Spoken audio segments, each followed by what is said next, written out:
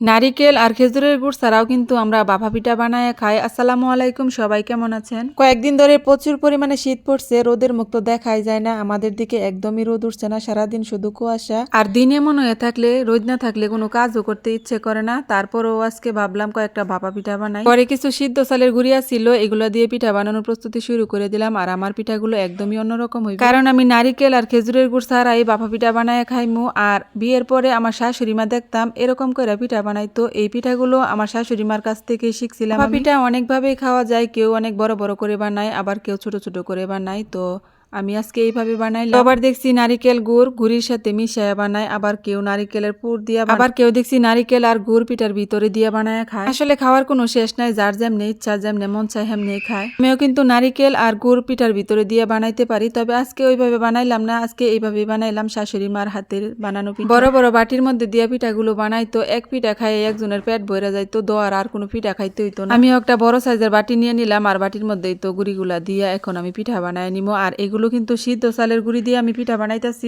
ডং না করে বড় বড় করে পিঠা বানাই নিতেছি। এক পিঠায় একজনে খায় উঠতে পারতো না, এক পিঠা খাইলে একজনের পেট ভরে যাইব।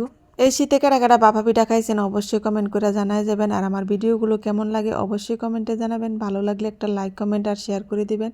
তো আমি সাধারণ রান্না বান্না আমি যা যা করি তাই আপনাদের সাথে শেয়ার করি, আশা করি সবাই পাশে থাকবে। আর এদিকে আমার রান্নাঘরের আর চুলার অবস্থা একদমই খারাপ, এত ঠান্ডার কারণে চুলা পার লেপতেও পারতাছি না, তাই এভাবেই রান্না করছি।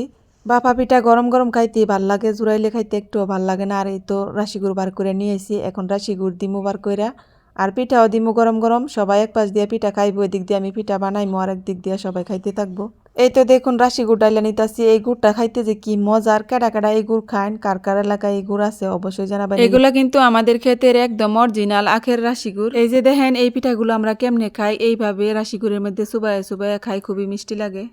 তো এই সিস্টেমে কেউ কি বাফা পিঠা খাইন নাকি অবশ্যই কমেন্টে জানাবেন। আর এই তো পিঠা বানানো শেষ হয়ে গেছে প্রায়, আগে একটুখানি বাইঙ্গা খাই আপনি করে দেখাইছি। আর এই তো এখন আমার খাওয়ার পালা, বাড়ির সবাই খাইছে আর এখন আমি খাই। আসলে পিঠা বানানো অনেক ঝামেলার কাজ, একা হাতে এইসব কাজ করতে ইচ্ছে করে না। তাও সামনে আশা আছে নারিকেল আর খেজুরের গুড় দিয়ে আবার বাফা পিঠা বানাইমু। মাশাআল্লাহ আমার এই পিঠাগুলো কিন্তু খুবই সুন্দর হয়েছে। আর এই পিঠাগুলো খাইতে কিন্তু খারাপ লাগে নাই, ভালোই লাগে। আমার শাশুড়ি এইভাবে বাপা পিঠা বানাইতো, আমি এইভাবে শিখে রাখছি। তো শাশুড়ি মেয়ের পিঠা আপনাদের সাথে শেয়ার করলাম। অনেকদিন ধরে ভিডিও দিচ্ছি, আলহামদুলিল্লাহ গত মাসে একটা ভিডিও পরেই তো চলছে। ধৈর্য ধরে কাজ করছি, ইনশাল্লাহ আপনারা পাশে থাকলে সবই হবে। আমিও ইনশাল্লাহ যতদিন ফেসবুকে আছি সবার পাশে থাকবো। যাই হোক এই তো এখন আমি পিঠা খাচ্ছি। আর এই আখের রাশি গুড় কিন্তু আমাদের ঘরে সব সময় থাকে। এই তো আর মাসেখানে পরে আমাদের জমি থেকে উক ভাঙ্গাইবো। আর আমরা কিন্তু গ্রামের মানুষ, আখেরে উক আখের গুড় খুবই উপকারী। যাই হোক আমার পিঠাগুলো কেমন হয়েছে অবশ্যই কমেন্টে জানাবেন। আর এই শীতের মধ্যে কার কেমন দিন কাটছে অবশ্যই জানাবেন। আর কে কি পিঠা খাইছেন অবশ্যই কমেন্টে জানাবেন। তো ভালো থাকবেন সবাই, আল্লাহ হাফেজ।